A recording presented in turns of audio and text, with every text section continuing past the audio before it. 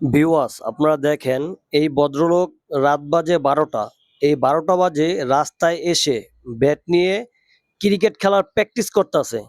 অথচ সে কিন্তু কোনো খেলাই পারে না। তার ব্যাট ধরা দেখেন, সে ব্যাট ধরা দেখলেই বোঝা যায় সে কোনো খেলাই পারে না।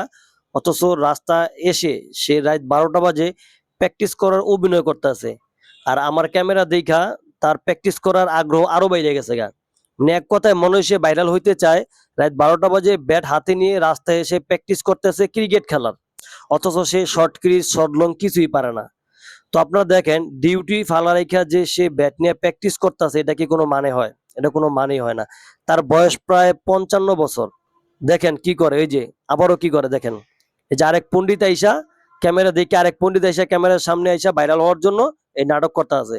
এইগুলো হচ্ছে সব নাটক। হইছে কাউসার দালাল। ওই দেখেন, ওই দেখেন ক্যামেরা দেখা মানে ওর জোশ উঠে গেছে আর কি।